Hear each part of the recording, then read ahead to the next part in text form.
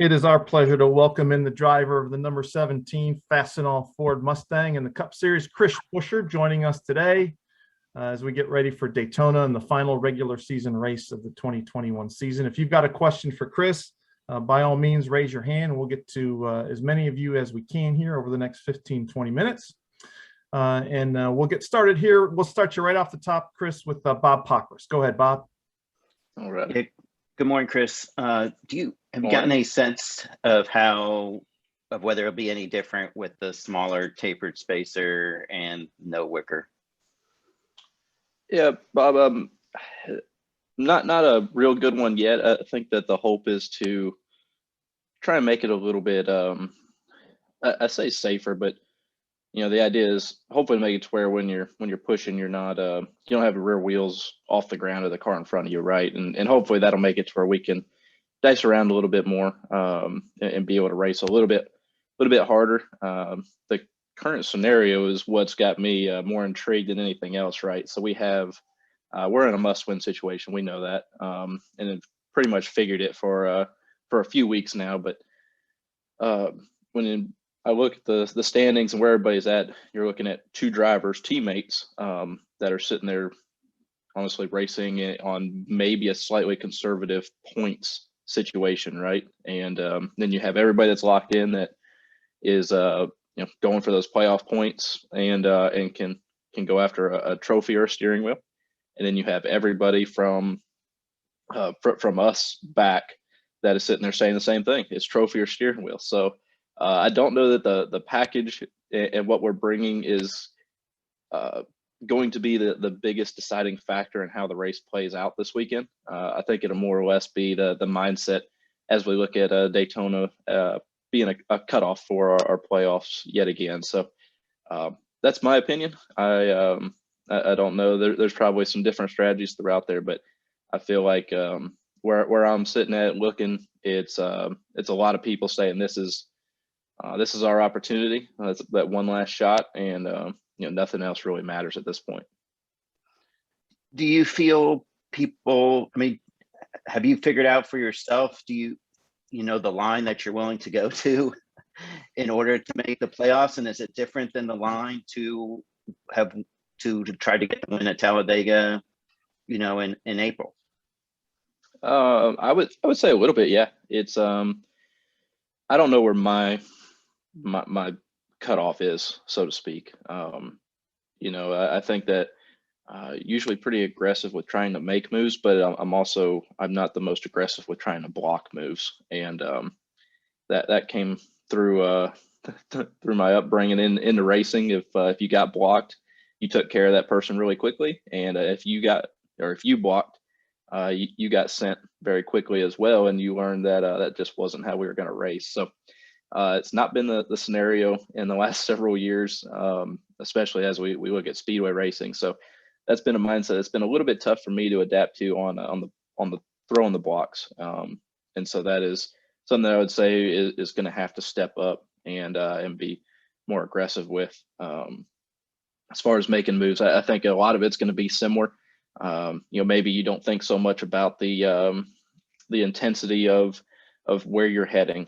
So if you're looking at a middle lane going forward and know that is a hornet's nest, what if you think it can net you out gains and there's heavy amount of risk involved, then might just go for that at this point. I think it just makes it to where we're I don't like tearing up race cars. Nobody does, but I think that it will be it'll be more aggressive, and that will be a more accepted outcome, as long as you were trying to do something that you feel like could have gotten you a win and could have gotten you in the playoffs. And we hope it does. We hope we're able to be aggressive. We can get to the front and win a race and get into the playoffs there on right on the buzzer. So we'll see if it works out. And it won't for some. We just hope we're one of the ones that it does. Thank you. Yes, sir. Thank you, Bob. Let's go to Jordan Bianchi from The Athletic. Go ahead, Jordan. Hey, Chris, this is kind of a follow-up to Bob's question, but we hear about this all the time from drivers kind of going into these, Daytona finale races. It's a must win. We got to be aggressive. And what does that tangibly mean? Like, you'll do whatever it takes to win a race. I mean, is it you'll not cut someone a break if you need to. You'll just be cutthroat more than usual. What does that tangibly mean for you guys when you guys are planning going into this kind of race? There's still a line to be drawn, right? You're not going to intentionally wreck somebody. It's not going to come down to turning somebody just because you're upset.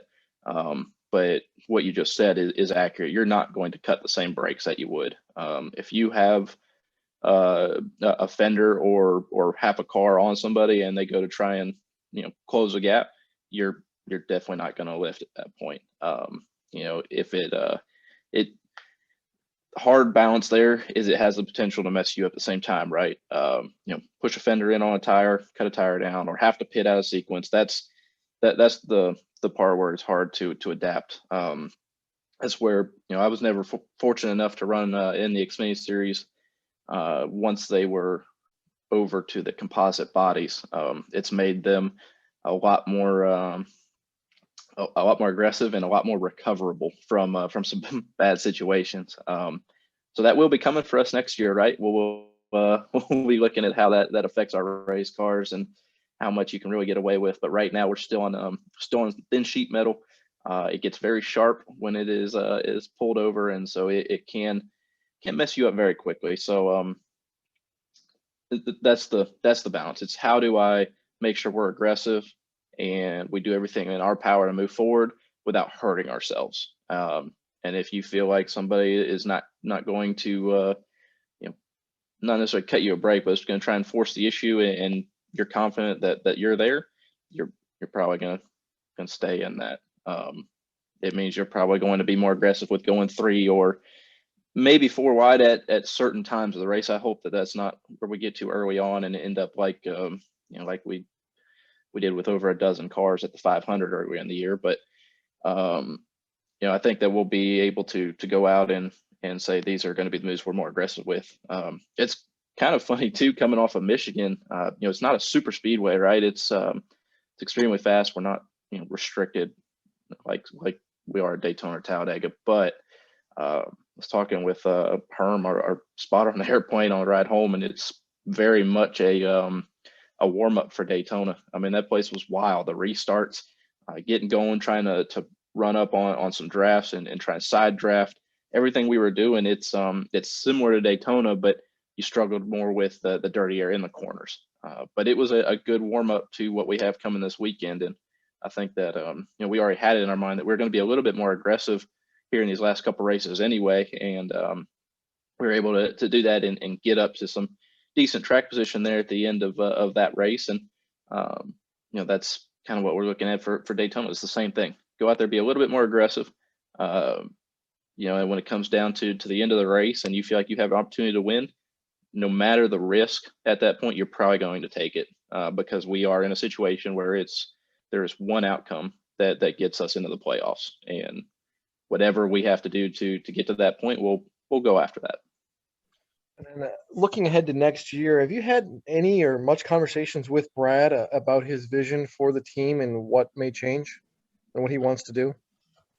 No, I haven't had the one-on-one conversations just due to it's kind of a tough situation right now because we are competitors, right? We're at teams competing for wins every week, and so it is just a little bit of a tricky scenario. So I've had some short conversation with them, and we have talked that as we get farther into the end of our season, that we can really step into these conversations a lot heavier and try and get an understanding. But from what I can see on the outside and what I've seen Brad do, I think that it's going to be a really, really positive thing for us. I'm really looking forward to it. I know Brad is very meticulous and a very sharp individual, and I'm excited to see how that plays out for Roush Fenway Racing and going into the future for the whole company, for myself, and what we're able to do as we lean into this next gen car. So that's my long way of saying no, we haven't had those talks yet, but I'm very much looking forward to them, and I know they will be coming as we get a little farther into our season here. Thank you very much. Yes, sir. All right, thank you, Jordan. Let's go to Mike Solarte. Hey, Mike. Thanks very much. Hey, Chris. Kind of going back, and I know it sounds like we're just kind of lather, rinse, repeat on the whole Daytona thing, but because it is the cutoff race, and you kind of outlined, the segments of guys, the guys on the bubble, the guys who need to win, that sort of thing. Is Daytona the right track to have the cutoff race at? Because the speeds are so high, and the aero issues. If you get air underneath the car, someone's going airborne. I mean, there's so much on the line, and you have to worry about your position and your point standing and trying to get that win. Is this the right track to do it at?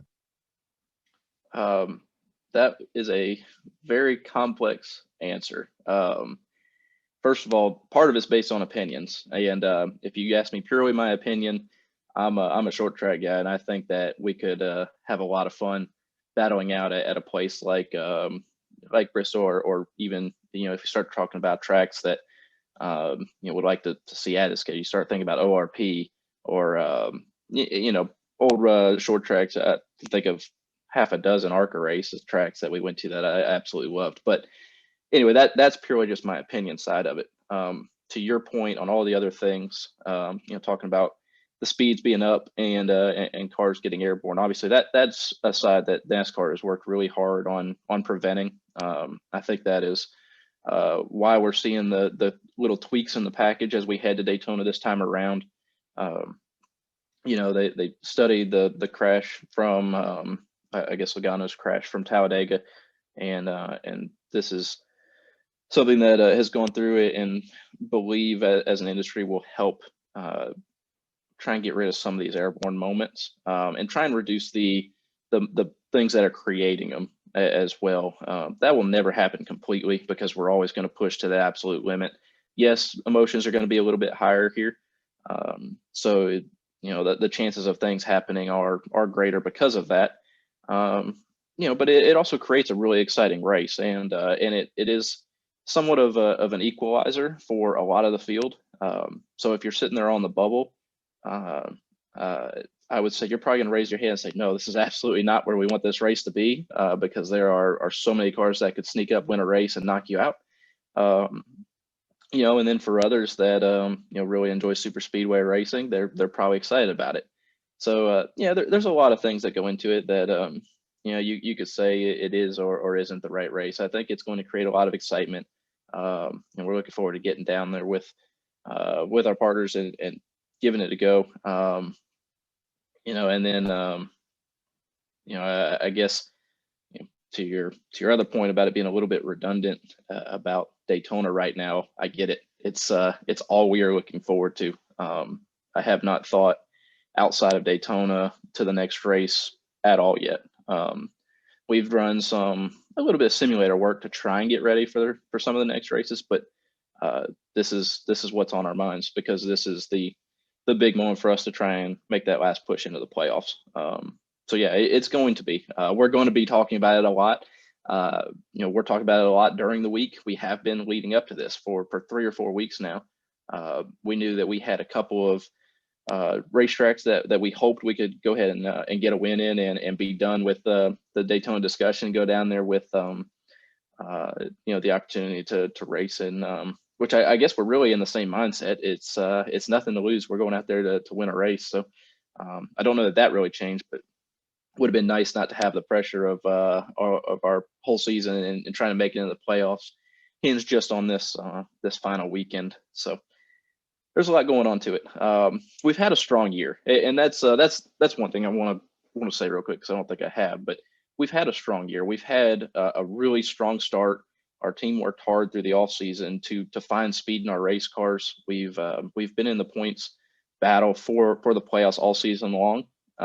It's just one of those unique seasons where so many drivers have snuck a win and or earned a win and have leapfrogged us, and now we're sitting here on the outside of the bubble, right? So most other years I would say that we'd be looking at pointing our way into the playoffs right now, but it's just not the way this one worked out. So it's on us to go get a win, and it was on us to get a win before now, and we hadn't achieved that, but we're still working hard at it, and we're gonna go down to Daytona with the all or nothing mentality and see how it plays out. And you know, it's a racetrack. Well, super speedways in general, Roush cars have been strong. We know we're going to have a fast race car.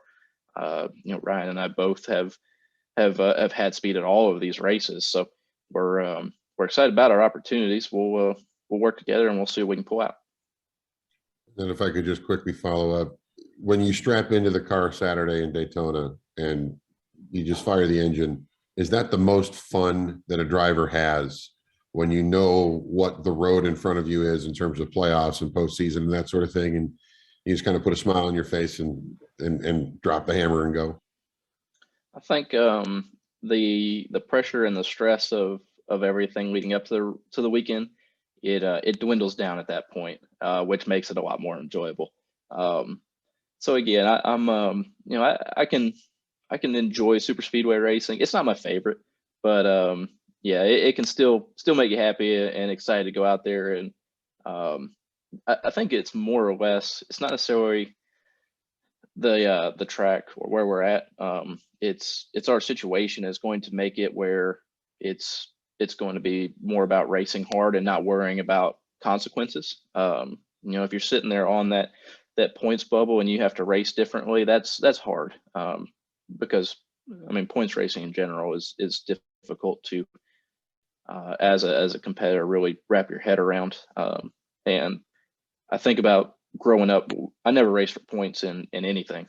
We never purposely raced to try and win a track championship or you know, anything. You know, national events were our big one. We wanted to go where everybody was showing up and go win that race. And so that was something that, you know, I grew up not really racing for points. It was, you know, you maximize your weekend. It will get you the maximum amount of points that you're capable of. Winning every race will win you championships. So it's something that I don't have a whole lot of experience in doing and actually kind of dislike doing because of it.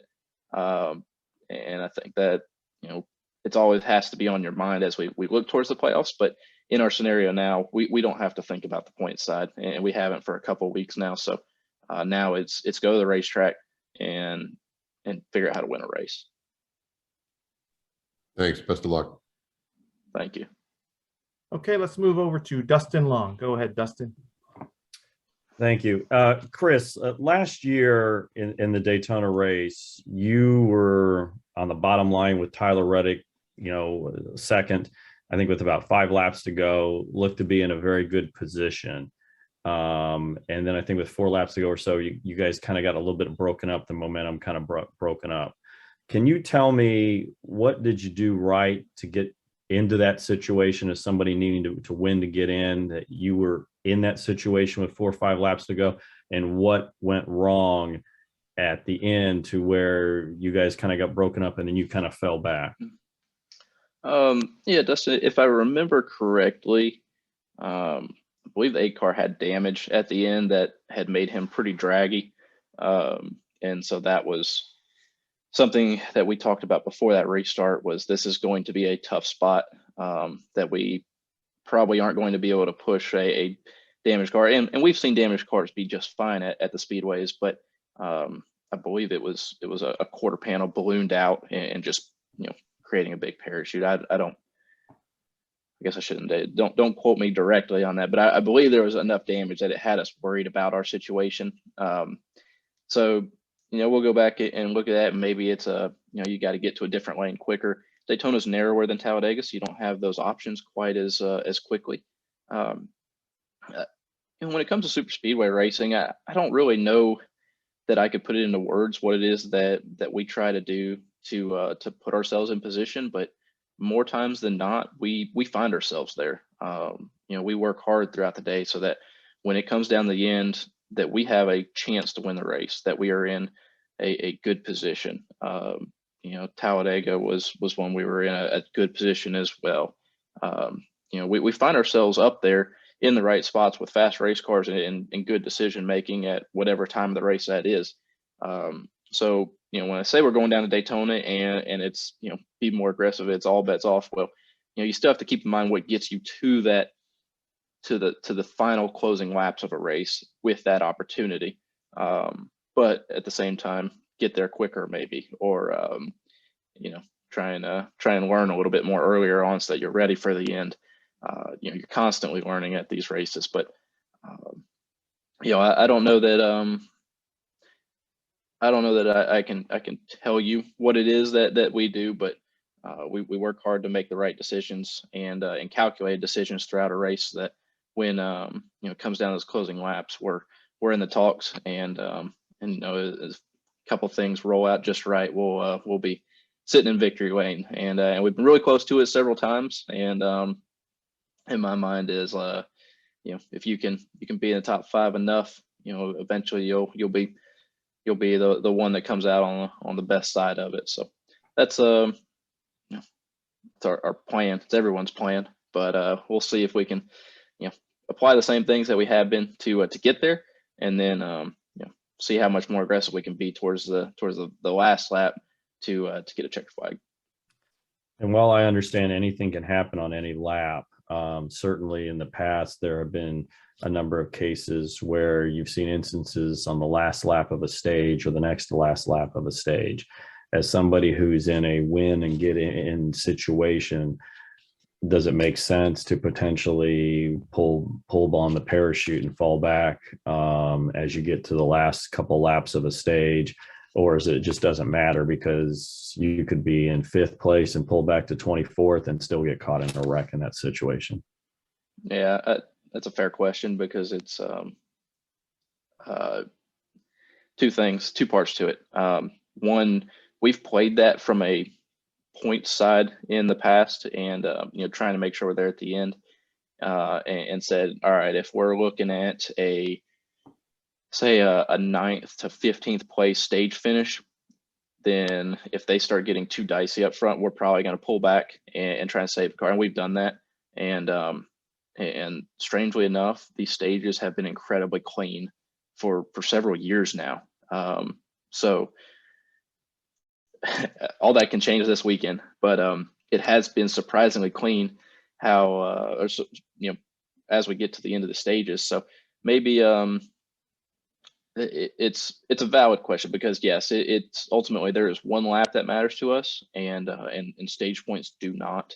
I think we need to race hard and try and discover what we're capable of and be in those situations. But if it's something where you feel like, you know, 4 wide at Daytona in the closing laps does not typically lead to a very a good result for most people, especially when you're on older tires at that point. So there will be a bounce, absolutely, and we'll make that decision on the fly. But right now, I say we just race hard to try and maximize every lap. And if it gets to the point where it's aggressive and we feel like we're going to be tearing stuff up, then we'll try and back out. And the Daytona 500, it's usually the mindset there for me. It's, you know, make sure you're there at the end. I had a rough go my rookie season with front row at super speedway races in general. We hit at Daytona 500 head on. We barrel rolled at Talladega. I don't think we finished, but one of the 4. And so I tried to dial back and learn from that season, so that we can, you know, be smarter about it. And it's for the most part worked. And you know, we finished the vast majority of races since then, and finished them well, and been in the hunt. So I don't know, man. I don't have all the right answers here. I don't know if I have, you know, even the wrong answers. I'm just trying to figure out what it is that we need to do to be there, and you know, hopefully have a little bit of luck on our side at the same time. Thank you.